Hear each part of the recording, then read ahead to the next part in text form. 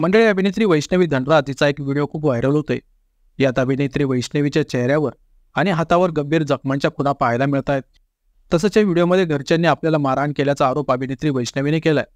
घरगुती हिंसाचाराला बळी पडलेल्या वैष्णवी धनराजने याबाबत मुंबई पोलिसांकडे तक्रार केली. तिचा व्हिडिओही मुंबईतील मीरा रोड येथील काशीमीरा पोलीस चौकीतील आहेत. या व्हिडिओत ती मदतीची याचना करताना दिसते. तिचा व्हिडिओ बघून अनेक प्रेक्षकांना मोठा धक्का बसलाय. अभिनेत्री वैष्णवी धनराज ही CID, मधुबाला, बेपन्ना अशा काही टीव्ही शोमध्ये झळकली होती. पण आता सध्या अभिनेत्री वैष्णवी ही तिच्या व्हायरल व्हिडिओमुळे खूप चर्चेत आली. या व्हिडिओमध्ये अभिनेत्री वैष्णवीच्या चेहऱ्यावर, ओठांवर आणि हातावर जखमांच्या खुणा दिसत आहेत. तसंच रक्तस्राव होईपर्यंत तिला मारहाण करण्यात आल्याचे तिचे म्हणणे आहेत. या व्हिडिओमध्ये अभिनेत्री वैष्णवी म्हणते की, नमस्कार, मी वैष्णवी धनराज आहे. मला आता खरोखर मदतीची गरज आहे. मी सध्या काशीमीरा मीरा रोड येथील पोलीस ठाण्यात आहेत. माझ्या घरच्यांनी मला मारहाण केली. मला वाईटरित्या त्यांनी मारले. कृपया मी तुम्हा सर्वांना आवाहन करते की मला मदत करावी. मला मदतीची खरंच गरज आहे.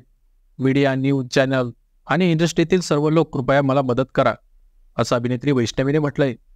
तिचा व्हिडिओ शेअर करणाऱ्या हिमांशूने ट्विटर म्हणजेच Xवर सांगितलंय की कुटुंबातील सदस्यांनी वैष्णवीचा मोबाईल फोनही जप्त केलाय.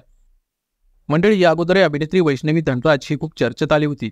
त्याचं कारण म्हणजे याआधी ती घरगुती हिंसाचाराची शिकार झाली होती. अभिनेत्री वैष्णवीने 2016 मध्ये अभिनेता नितीन शेरावत याच्यासोबत लग्न केले होते.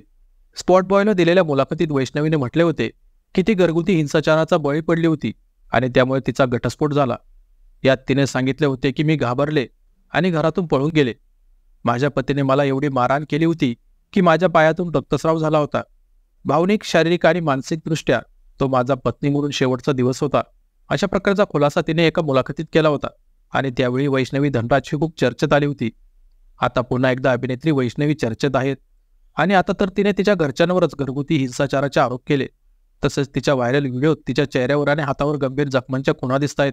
हे बघून प्रेक्षकांना मोठा धक्का बसलाय.